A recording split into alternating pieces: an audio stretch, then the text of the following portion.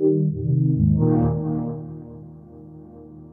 folks, Andrew here, and I'm here with Randy. So Randy, can you tell us about the game that you guys are developing? Yeah, Breach and Clear Deadline. We're building this for Steam. It's on Steam Early Access right now. We're building this for PC, Mac, and Linux. So we support all three platforms that Steam supports. And we're building the game in Unity. What it is, though, it's a strategy, tactical, open world RPG.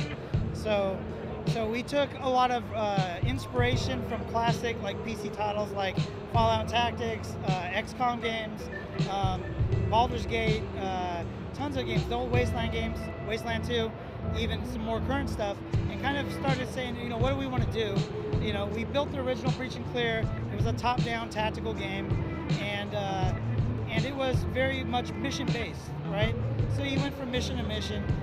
There was still RPG elements in that you could level up your squad and find better gear and stuff like that. But in the next game, in Deadline, we're like, let's open it up. Let's make it an RPG, open world, allow for more exploration, more loot-based stuff to find, more weapons, more gear. But then also, we added an action mode so that not only are you doing tactical planning, but you can actually run and gun and kind of quickly resolve engagements in an action way. So you can take control of one guy, order the other three to do something, and then flank with your one guy and support their plan that you just put together in a very much a frenetic way.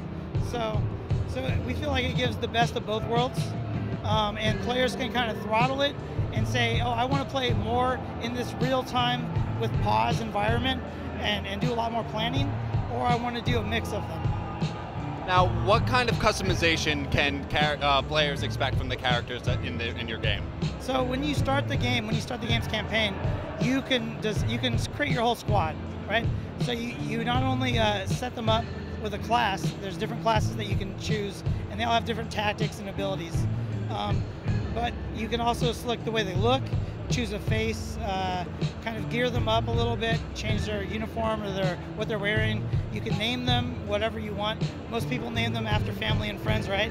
And then that kind of gets gets you into the game a little further, engages you a little more. But from there, it's all about, you know, how do you want to level them up in gameplay? So it's an RPG in every way. So we have a skill tree for every class, and it's pretty broad, pretty deep. We have some general skills to buy too. So you decide how they upgrade. You earn skill points every time you level up. You spend those skill points and upgrade your guys however you want them to be. But you can also dual class. So you're not, if you have a medic and you want him to have some abilities from an explosive experts class, you can totally do that. You can have a guy that knows a little bit about every one of the classes. But you have a jack of all trades, a master of none, and maybe that works for the way you play. It might work for me, it might not.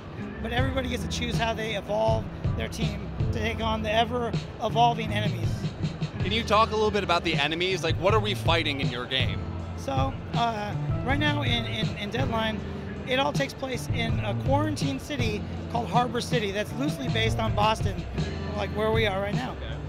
And so in the city, worms, parasitic worms with mutagenic abilities and properties kind of got out out of the lab and got out into the world. And they started infesting people like you and I. And what they do is they enter in an orifice of some sort, you know. I'll leave that to your imagination. There's all sorts of ways to get in our bodies, right? Right. And once they're in, they move up to the brain.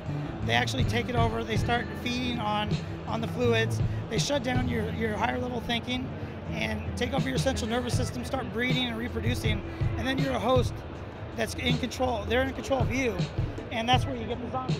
Okay.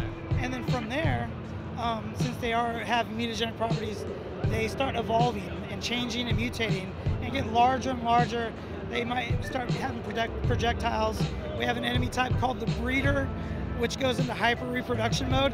Looks like a heavy in other games, but it's more of a motherly type of enemy. And if there are corpses in the world, it'll walk over and drop worms into them. It'll vomit them in their mouth, or it'll drop them baby bird style, and then they'll resurrect and fight alongside them. They can attack as well. So like we tried to like subvert what people would expect whenever we could in our enemy designs, and then that way you have these different engagements with hordes of zombies. You have these weird engagements with different monsters that you might not readily know exactly how to handle. Right. But then there's also humans in the world that are alive and uninfested. So you'll come across them, and they're not always friendly. They want to survive themselves. They see that you got better gear, more supplies, so they'll set up ambushes. They'll try to outflank you and outwit you. So the matches with them get pretty hairy because they're using the same kinds of stuff that you're doing to them. Right. So those get like protracted, like chess match battles, and they feel very different than the monsters or the hordes of zombies. So we have like a really cool set of pacing that way, and the immersion stuff can happen as well. So you'll be fighting a group of humans, and then they'll pin you down, and you're like, what do I do? I'm stuck in behind cover in the end of an alley, and I see some zombies out beyond them. I throw a signal flare, draw the zombies over to those bad guys. They start fighting them, taking them out, and I finish them off and take their stuff.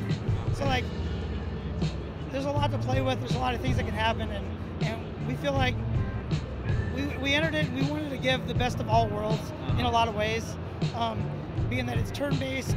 If you want to play it that way, and there's action, but there's also a wide variety of enemies and ways that you're going to be challenged. You have to use your basic set of tools and think differently each time. And when can fans get their hands on this game? It's out right now, actually. So it's on Steam Early Access. It's been out for about a month and a half on Steam Early Access. So it's there, it's up, it's live. You can buy it. The game's not done. We're hoping to wrap it up sometime this summer. But we're actually using early access the way it's meant to be used. Like, we're listening to the fans, and we're listening to what they say. If they have a good suggestion and we can make it happen, we want to. So the game's constantly growing and changing. So you can get in now.